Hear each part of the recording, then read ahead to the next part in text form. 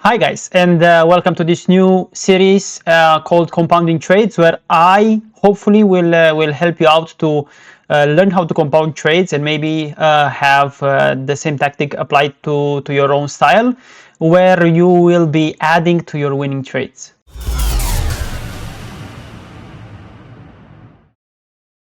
So let's get right into it. I will want to show you the keynotes for now because these are the most important points that we have to extrapolate in this video. So first things first, I will be using a simulation of compounding trades based on a 50K breakout account. So that's a crypto prop firm account. This is important because it matters of how much you actually have in your account in order to understand how you will properly set your risk for every trade or every idea that you will have. So the most important thing that we will have to talk about in this series is that we will forget about the concept of trades. I think this is an outdated concept, and I think we will have to implement the concept of ideas. What does concept of ideas mean? It means that you are not thinking on a trade to trade basis, but rather on a bulk of trades concept, which we will call an idea. Why is this way more important? This is important because when we're trading, or when we are thinking of trades, we're thinking about let's say something materialistic, right? That gives us money. What I would like to change from now on is that we will think of what we do in the market as ideas. Why do I think that ideas matter more than trades? It's because when you are outlining your idea on a chart, meaning you are taking some risk, or you're basically taking some risk in order to make more than you have risked, it means that you are outputting something from your own mind. You're outputting your plan on a pixelated monitor, right? So there's nothing different here other than just having your own thoughts put in a terminal, right? That will trade for you. So having the concept of ideas is at most important, just because it is more than just having a trade for money. It's actually thinking of performance, of process, your processing your ideas onto the chart, right? So this is the most important thing that I would like to start with. Then we will integrate the hierarchy of type of ideas. We will have three type of ideas: type A, B, and C, which I will describe and explain a bit later into this video. And then I would like to remind you of what we literally just talked, understanding the rules of risk and having the wagering on an idea. Okay, so what does wagering on an idea means? It means that when you are outputting your idea on a chart, you're wagering a sum of money or of points or whatever you want to think it of. And then you are thinking about the fact that you will wager this amount of money or points in order to have your output skewed to the upside, right? So for example, this is what people think about when they talk about risk to reward. I don't like to think about it as risk to reward, because this is a trivial way of thinking, since risk is volatile. Okay, so you're wagering a sum of money in order for your idea to be basically extrapolated on the chart.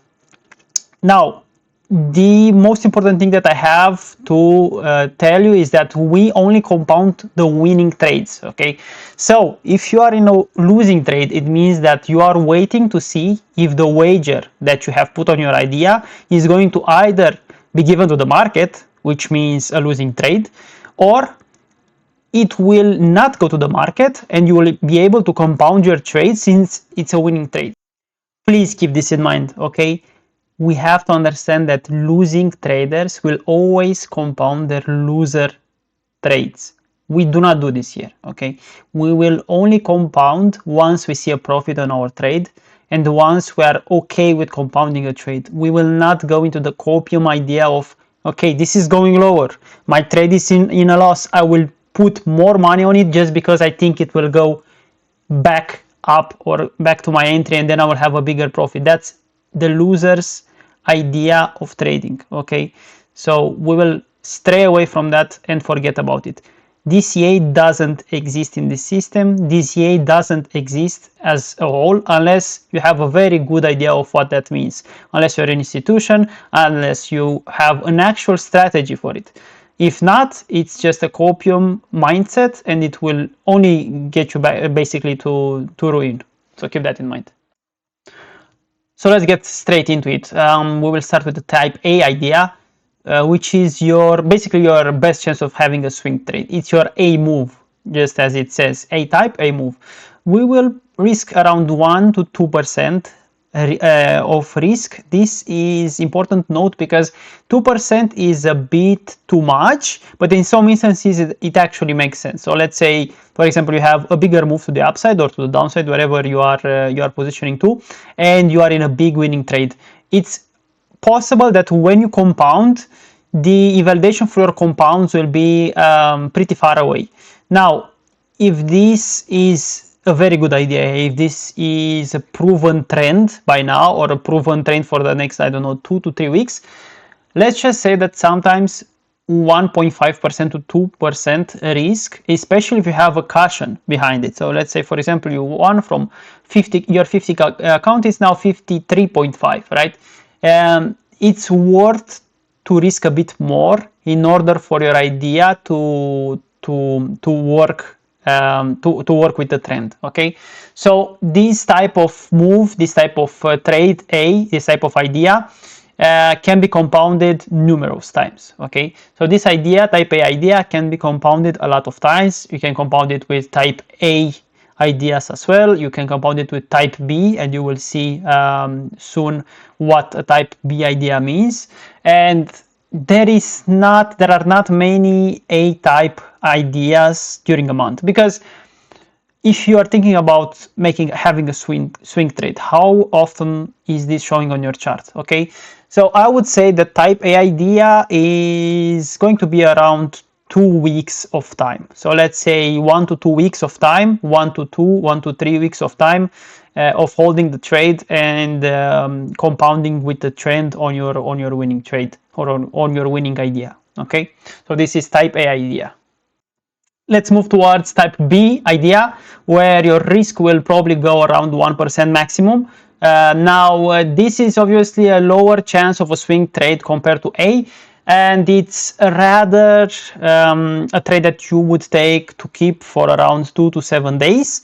So that's around a few days to a week. Whatever goes higher than a week is sometimes classed as A trade. So B is around 1-2 days to like maximum 8 to 9 days.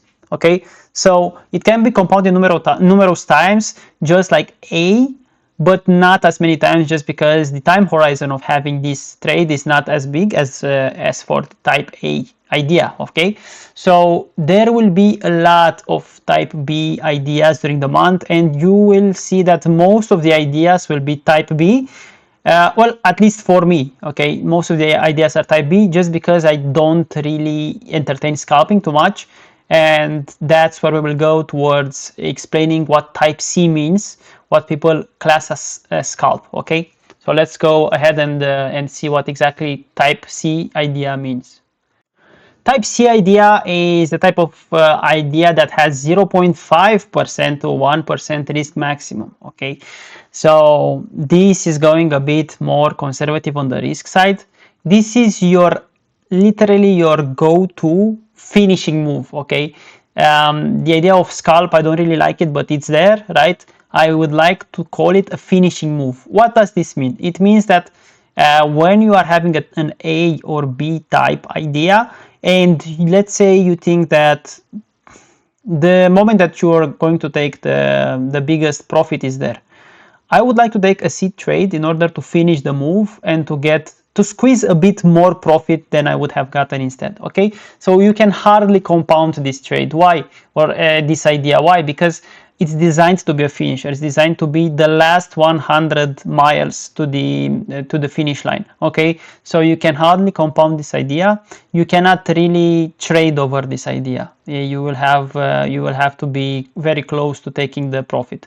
There will be a lot of type C ideas during a month, right? Because whenever you have a B or A type idea, especially when you have B type idea, you can have a C type idea in it, and you should probably have it, because there are a lot of times when you will have that hunch where you will say, okay, I don't want to say I know, but I have a big bias towards this chart going $1,000 higher. Okay, let's take a C type idea, implement it, compound my B type or A type with it, and say, okay, listen, this chart went $800 higher from when I took my C idea. Okay, I'll just close it. It's fine. I will just close. Either I close my trade or I close my C type idea because it's close to the whole take profit, and that's it. This is what a C type idea is for me. It's a finishing move. It's a tactic that I use a lot of times just to squeeze a bit more out of the trade. Just pressure your trades as much as you can. When it's a winning trade, your job is to pressure the trade. You let your losers just die and forget about it, you lose your money. But when you have a winning trade, pressure it, just keep going at it. Okay, it's very important to keep this in mind. Okay, so there are some concepts that we have to understand with this system. So first of all, there will be skewed rewards for your ideas. Okay, so let's say if you're losing your wager, it's very possible that when you're compounding, your winners will make 2, 3, 4 times what you're making on your wager. So it's not necessarily a rule, but when you're trading like this, it's very possible that your win rate won't be as high. It doesn't matter though. Like, who cares about win rate? We're not new traders here. We don't care about win rates. Win rates is for, I don't know, selling something on the internet. Win rate doesn't exist. You can literally make fortunes with 10% win rate. There were instances where people were literally charting and trading on 1 minute charts as investment funds, where they would have a 20-25% win rate and they would be extremely profitable. So keep that in your mind. Win rate, this is something of the past. It's something that people sell you courses and other stuff with. Forget about it. Also, while you're at it, just forget about risk to reward and Rs and whatever gurus and financial whatever they are tell you about, because risk is volatile. Okay, so Rs and risk to reward is a stupid way to think about the market and about your ideas. Risk is volatile. When you're compounding your trades, when you're having more and more and more size on your trade, the stupidest idea that you can do is think that your risk is the same as before. Your risk is getting higher. Okay, so in order to keep your risk proper, in order to keep your risk as explained in the former slides on A, B, C types of ideas, you will have to understand that, okay, risk is volatile. I will have to have stop losses on every single one of my compounds in order for my risk to be kept in check and to de-risk properly. So you have to manage it. Okay, you have to actively manage your trades in order to make sure that your risk isn't going off board. And so forget about risk reward, forget about Rs. This is literally making no sense. Okay, you only care about two things: having a wager. Okay, so you have a wager on your idea, and then you compound it and properly de-risk and the risk manage in order for the initial risk to not be compounded to infinity and you will lose your account for no reason. Okay, there is something really it's hard to get by. Okay, it's hard to think about it simply, but time is an important variable. Okay, why? Because your idea might be good today, your idea might be good next week, but in 2 weeks the data that you're getting from the market and the information that you're getting from the market can make it so that your idea is now not as appealing as before. Okay, so when you're playing this game of compounding your winning trades, you have to understand that as time passes by, it's possible that your idea is getting obsolete. Your idea is probably starting to lose its edge. Your idea, even if it's hard winning right now, could possibly change in 1 week because of time, okay, and context, that you have to take some profits fast, you probably have to close it. If it turns around very fast, you will probably have to de-risk massively. Okay, so keep that in mind. It's very important. Time is an extremely important variable. And the last thing that I would like to share is, listen, just don't greed. Okay, I have shown you in the last video that I have lost the former 50k account in that I was greeding for literally 10%. I was giving 90 for 10. I think this is the worst thing that can happen here. You have a very good profit, you have great profits on a compounded trade, and you wait and you wait and you wait for 10% more. That's greed. Okay, don't greed for marginal gains. Think about it like this. Let's say I have a very good profit. Think about it like, okay, listen, I will have a type C idea, a finisher move. I will finish my trade. I will squeeze it with a finisher move, type C idea. And then, okay, you're getting your marginal gain. Or maybe you're not getting your marginal gain. Maybe you will lose your wager on the C type idea and you will say, I lost my wager on a type C idea. That means that it's possible that the trend and the actual trade is coming against me now, because if not, I would have probably won this type C idea wager, right? So that's something to keep in mind. I hope you liked this first video. This is the first part, which I would call the rules of compounding, of my compounding system. And hopefully I will see you in the next videos, where I will start going deeper into the system, into the compounding system. I will start showing real, actual trades, compounded trades. I will start showing entries, why I thought that it's a good trade, how exactly I manage my risk, and so on.